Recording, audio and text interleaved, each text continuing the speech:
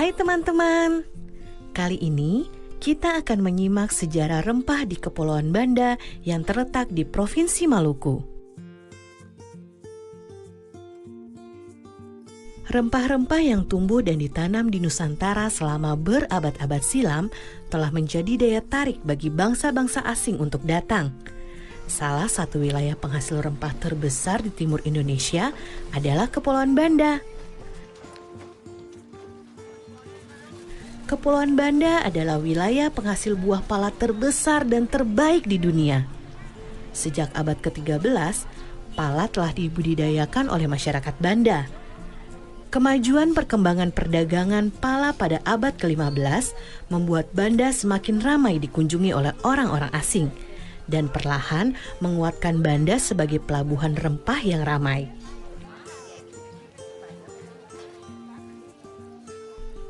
Sudah sejak lama, pala dimanfaatkan untuk berbagai kebutuhan hidup manusia. Pada abad ke-9, di Mesir dan India, pala digunakan sebagai pengawet jasad. Masih banyak lagi manfaat buah pala lainnya. Daging buah pala dapat dibuat sirup.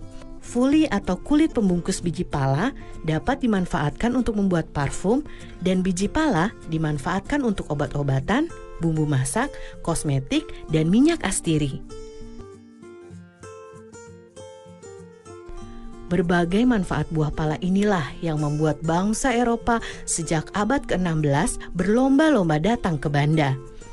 Pada abad pertengahan, harga pala di pasar Eropa sangat mahal. Kalau dibandingkan dengan zaman sekarang, seperti gadget canggih yang harganya bisa puluhan juta rupiah. Tahukah teman-teman, kalau rempah-rempah Maluku telah dimanfaatkan sejak zaman Romawi. Pala dibawa ke Eropa oleh para pedagang Cina yang singgah di Maluku. Pala juga dibawa oleh para pedagang India melintasi Asia Tengah dan Asia Barat. Dari situlah kemudian pala tersebar ke berbagai penjuru dunia.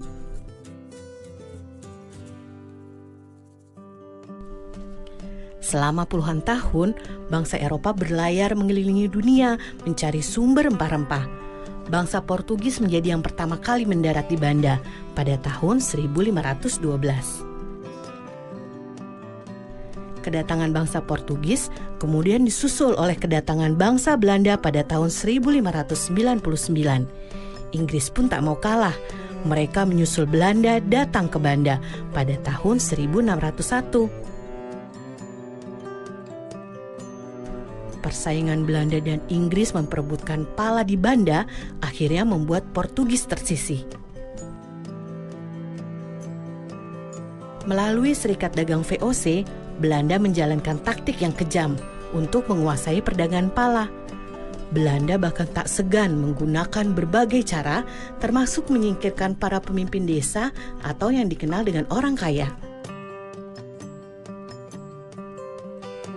Kedatangan bangsa Eropa yang ingin menguasai perdagangan pala membuat masyarakat Banda menderita. Kejayaan pala sebagai rempah-rempah yang dicari oleh masyarakat dunia justru membuat masyarakat Banda perlahan terpinggirkan. Pada abad ke-19, setelah Inggris berhasil merebut Pulau Run dari tangan Belanda, Inggris kemudian membawa pohon pala keluar dari Banda dan mulai menanamnya di Sumatera dan Malaysia. Sejak saat itu, monopoli perdagangan pala dunia yang dikuasai oleh VOC pun runtuh. Nah teman-teman, kini pala dapat kita peroleh dengan mudah di seluruh Indonesia. Ibu dan nenek kita sering memakai bubuk pala sebagai bumbu dapur. Kita juga bisa menikmati berbagai olahannya, seperti manisan, sirup, dan minyak gosok. Ternyata di balik bentuk pala yang mungil tersimpan sejarah yang luar biasa ya. Sampai jumpa di cerita seru sejarah Indonesia lainnya.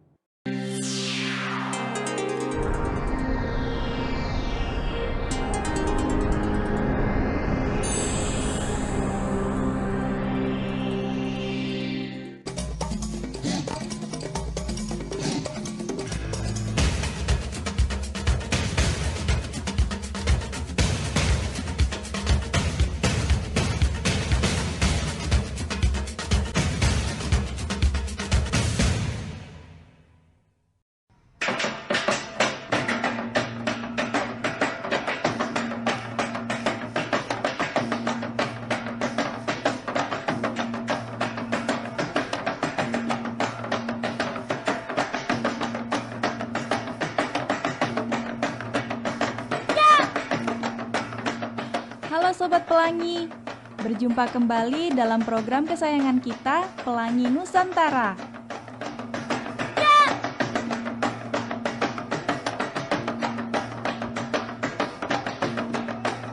Sobat Pelangi, coba lihat teman-teman kita yang cantik ini. Mereka itu sedang menari apa ya?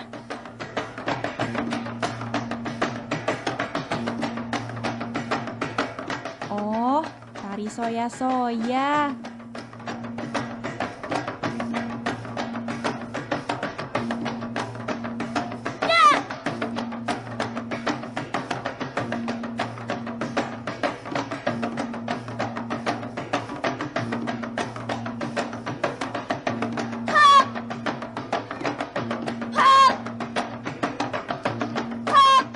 Tari soya-soya itu apa sih? Adik-adik, tarian soya-soya itu adalah tarian perang ya yang menceritakan tentang peperangan ya, kemarahan masyarakat Maluku Utara. Dan asalnya itu sebenarnya dari Pulau Kayowa. Ya, Pulau Kayowa itu di salah satu pulau di Halmahera Selatan yang kemudian menyebar ke seluruh Maluku Utara. Oh, ternyata tari soya-soya itu berasal dari Maluku Utara. Aku ingin tahu deh, latar belakang atau sejarah adanya tari soya-soya ini. Waktu itu terciptanya itu secara spontan sebenarnya ya adik-adik. Pada saat masyarakat atau yang di sana di daerah Maluku Utara itu disebut dengan Balakusu Sekano-Kano. Ya, Balakusu Sekano-Kano itu artinya rakyat yang merasa marah mengetahui bahwa Sultan Babullah diculik kemudian dibunuh. Seperti itu sampai terciptanya tarian tersebut gitu. Sobat Pelangi, perhatikan deh pakaian dan tata rias wajah mereka. Keren ya. Kalian mau tahu tidak bagaimana mereka merias wajah dan tata cara mengenakan kostum untuk tarian soya-soya ini? Kalau aku sih mau tahu banget. Kita simak penjelasan berikut ini. Untuk kostum soya-soya, ini dari setelan ya, seperti kemeja dan celana panjang. Kemudian ada selempang kiri kanan, ya, warna merah atau kuning. Kemudian rok.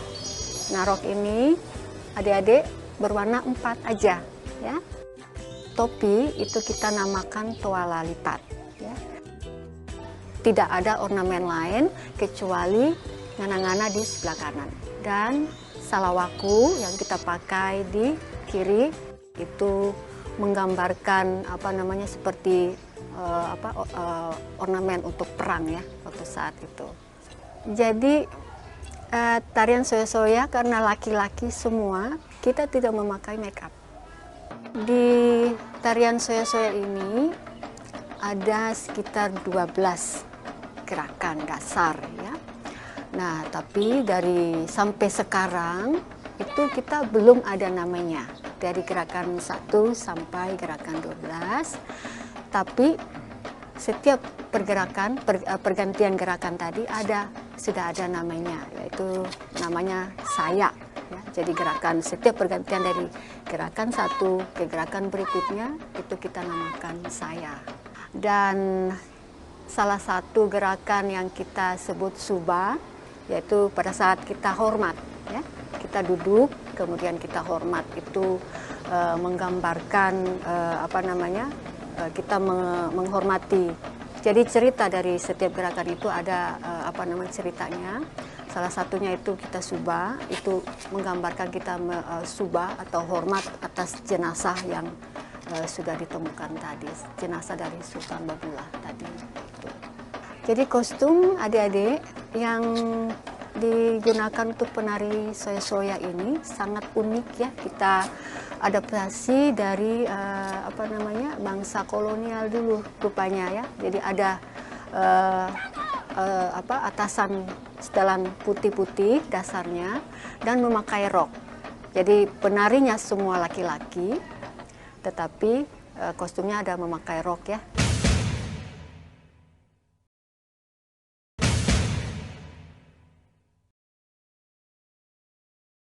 Sobat Pelangi, tadi kita sudah menyaksikan tata cara menggunakan kostum.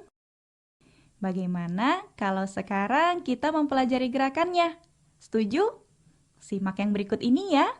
Gerakan yang pertama, ayunkan ngana-ngana yang dipegang oleh tangan kanan ke depan dan ke belakang. Nah, salawaku yang ada di tangan kiri digerakkan, diayun ke kanan dan ke kiri. Seperti ini. Tu, wa, ga, 4, 5, 6, 7, 8. Sementara kaki kiri diangkat dan diayun ke depan dan ke belakang. Ya, seperti ini. Tu, wa, ga, 4, 5, 6, 7, 8. Selanjutnya, gerakan soya, yaitu gerakan penyambung dari gerakan sebelumnya ke gerakan selanjutnya. Caranya, posisi badan menghadap ke kanan, kaki kiri diangkat, lalu digerakkan mengayun ke depan. Lalu, ngana-ngana diayun ke depan. Gerakan berikutnya, kaki kanan melangkah ke samping kiri sebanyak 2 kali. Ngana-ngana diayun ke atas sebanyak 2 kali juga. Lalu, posisi badan menghadap ke arah kanan. Gerakan kaki dan tangan sama seperti sebelumnya. Seperti ini. Tu, wa, ga, 4, 5, 6, 7, 8. Gerakan selanjutnya. Posisi badan menghadap ke depan sedikit membungkuk. Kaki kiri diayun ke belakang dan ngana-ngana diayun ke depan. Salawaku menghadap ke atas di bawah ngana-ngana. Lalu ganti kaki kanan yang digerakkan ke belakang. Ngana-ngana diayun di atas salawaku. Lalu salawaku diputar menghadap ke bawah. Seperti ini. Gerakan selanjutnya. Posisi badan menghadap ke depan, kaki kanan menyilang ke kiri, ganti, kaki kiri menyilang ke kanan, ngana-ngana diayun 1 kali, maju ke depan dengan kaki menyilang sebanyak 3 kali hitungan. Lalu, hitungan keempat, posisi jongkok dengan kedua tangan menyilang, ngana-ngana di atas, salawaku di bawah. Kita ulang.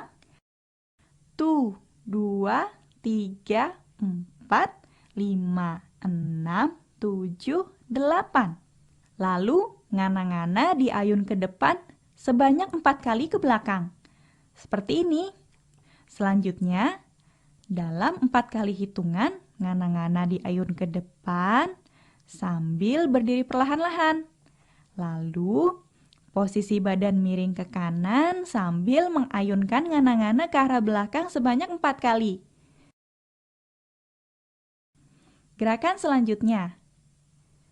Kaki kiri meloncat kecil ke depan, diikuti kaki kanan sambil mengayunkan ngana-ngana. Lalu, loncat kecil ke belakang sebanyak 3 kali. Ngana-ngana dan salawaku diayun ke arah pinggang. Seperti ini. Tu, wa, ga. Tu, wa, ga. Gerakan selanjutnya. Sama dengan gerakan sebelumnya. Setiap hentakan, kedua tangan diayun ke atas dan mempertemukan antara ujung ngana-ngana dan salawaku. Seperti ini ya. Tu, wa, ga. 4, 5, 6, 7, 8. Tu, wa, ga. 4, 5, 6, 7, 8. Gerakan selanjutnya, ayunkan kaki kanan dan kiri secara bergantian ke arah samping. Ngana-ngana dan salawaku berada di pinggang, seperti ini. Tu, wa, ga. 4.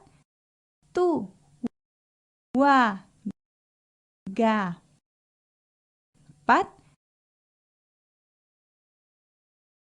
Gerakan selanjutnya, lari-lari kecil ke depan sebanyak 2 langkah diakhiri dengan kedua tangan mempertemukan ujung ngana-ngana dan salawaku. Lalu berputar ke belakang setengah lingkaran sambil mengayunkan ngana-ngana sebanyak 3 kali hitungan. Hitungan keempat, badan menghadap ke depan sambil terus meloncat, maju, mundur sebanyak 4 kali hitungan. Seperti ini. Tu, wa, ga. 4, 5, 6, 7, 8. Tu, wa, ga. 4, 5, 6, 7, 8.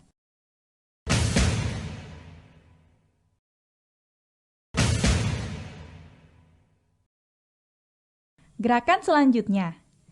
Maju ke depan 2 langkah, ngana-ngana diayunkan ke tengah atas salawaku, lalu berputar ke belakang sambil mengayunkan ngana-ngana ke samping atas.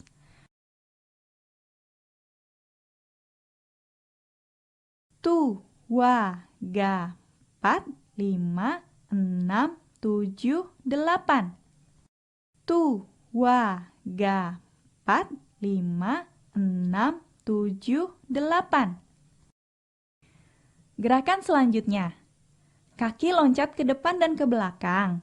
Diikuti dengan ngana-ngana dan salawaku diayun ke depan dan ke belakang. Lalu balik kanan, loncat kecil dengan 4 kali hitungan. Seperti ini.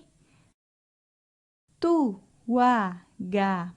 4, 5, 6, 7, 8. Tu, wa, ga. 4, 5, 6, 7, 8. Lanjut. Posisi badan menghadap ke kiri, silang ke kanan sebanyak 2 kali. Kaki kanan silang ke kiri sebanyak 2 kali sambil mengayunkan ngana-ngana. Seperti ini. Tu, wa, ga. 4, 5, 6, 7, 8. Lalu, lakukan gerakan seperti sebelumnya, tapi sambil memutar. Seperti ini. Tu, wa, ga. 4, 5, 6, 7, 8. Bagaimana Sobat Pelangi? Tidak sulit kan? Kalian harus rajin berlatih agar bisa menguasai gerakan tari soya-soya ini. Kita coba pakai musik yuk!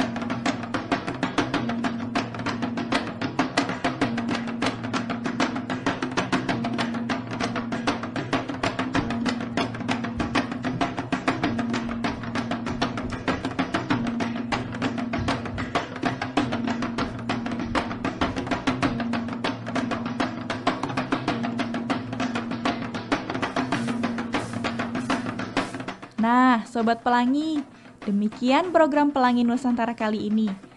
Sampai jumpa di episode selanjutnya.